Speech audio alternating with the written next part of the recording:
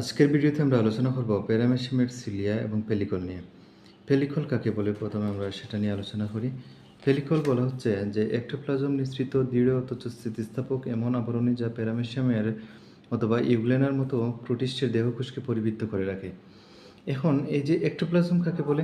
এক্টোপ্লাজম হচ্ছে কোনো একটা কোষের এই যে কেন্দ্র থেকে বাইরের দিকে যে অংশটা থাকে এবং এই অংশটা সাধারণত স্বচ্ছ হয়ে থাকে, যেহেতু এখানে অঙ্গাণুগুলো কম থাকে, এবং ভিতরের যে কেন্দ্রীয় অংশ থাকে অস্বচ্ছ। তো এই বাইরের অংশ যেটা পরিধির দিকের অংশকে বলা হচ্ছে এক্টোপ্লাজম, আর কেন্দ্রের দিকের অংশকে বলা হচ্ছে এন্ডোপ্লাজম। আবার প্রোটোপ্লাজম, সাইটোপ্লাজম এগুলোকে প্রোটোপ্লাজম বলা হচ্ছে এই যে প্লাজমা মেমব্রেন আছে, প্লাজমা মেমব্রেনের ঠিক নিচে থাকা সমস্ত কোষীয় অঙ্গাণু মিলে প্রোটোপ্লাজম গঠিত, অর্থাৎ এখানে থাকে সাইটোপ্লাজম এবং নিউক্লিওপ্লাজম। নিউক্লিওপ্লাজম বলতে বোঝাচ্ছে এই যে নিউক্লিয়াসকে ঘিরে যত কিছু স্ট্রাকচার থাকে নিউক্লিয়ার মেমব্রেনের ভিতরে, তাকে বলা হচ্ছে নিউক্লিওপ্লাজম। আর নিউক্লিওপ্লাজমের বাইরে প্লাজমা মেমব্রেনের নিচে যত স্ট্রাকচার আছে সব কিছুকে বলা হচ্ছে সাইটোপ্লাজম, অর্থাৎ সাইটোপ্লাজম এবং নিউক্লিওপ্লাজম মিলে হচ্ছে প্রোটোপ্লাজম। এখন এই সংজ্ঞায় যে বলা হয়েছে যে এক্টোপ্লাজম নিঃসৃত, তাহলে বোঝা যাচ্ছে যে এখানে এই যে এক্টোপ্লাজম আছে, এই এক্টোপ্লাজম থেকেই এই যে পেলিকলটা গঠিত হয়ে থাকে। এখন বলা হচ্ছে দৃঢ়, দৃঢ় বলতে বোঝাচ্ছে কঠিন অথচ স্থিতিস্থাপক। আমরা বাঁশের উদাহরণ দিতে পারি। বাঁশ দেখা যায় এই যে শক্ত, দৃঢ়, কঠিন এবং কিন্তু স্থিতিস্থাপক, অর্থাৎ একে অনেক দূর বাঁকানো যায়, এর আকার বিকৃতি করা যায়, কিন্তু আবার তা ফিরে যায় আগের আকৃতিতে।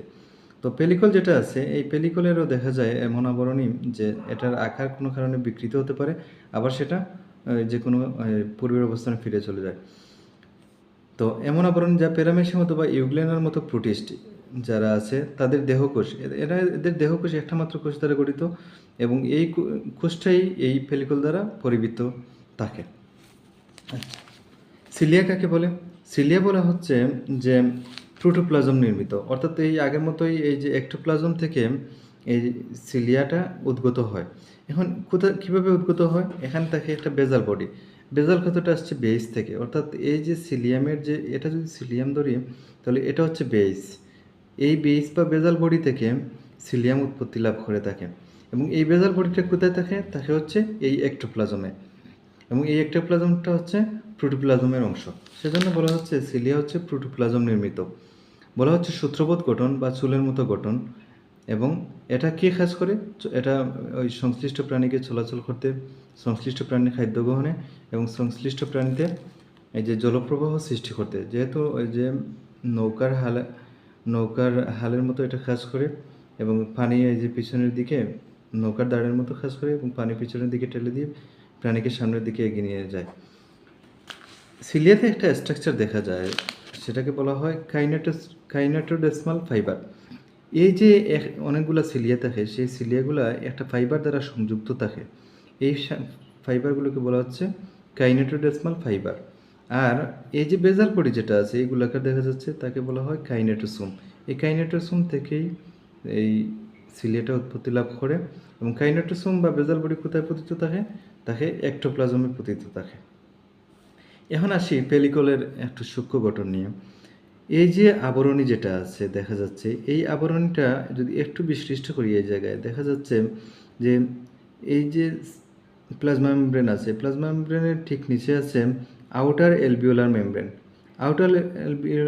আউটার এলভিওলার মেমব্রেনের নিচে আছে এলভিওলার সেক, আর এই এলভিওলার সেকের নিচে আছে আরেকটা মেমব্রেন, সেটাকে বলা হচ্ছে ইনার এলভিওলার মেমব্রেন।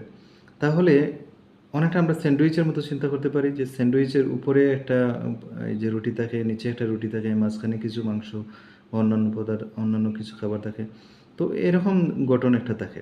তাহলে এই যে প্লাজমা মেমব্রেন, আউটার মেমব্রেন, মাঝের স্ট্রাকচার এলভিওলার সেক, এবং নিচের স্ট্রাকচার ইনার মেমব্রেন যেটা আছে এলভিওলার, এই সমস্ত স্ট্রাকচার নিয়ে পেলিকল গঠিত। পেলিকল আলাদাভাবে কোনো মেমব্রেন না, বরং এই যে প্লাজমা মেমব্রেন আছে এবং অন্যান্য মেমব্রেন আছে, এই সব কিছু মেমব্রেন নিয়েই হচ্ছে পেলিকল গঠিত। এই ছিল পেলিকল এবং সিলিয়া নিয়ে আলোচনা। ধন্যবাদ সবাই।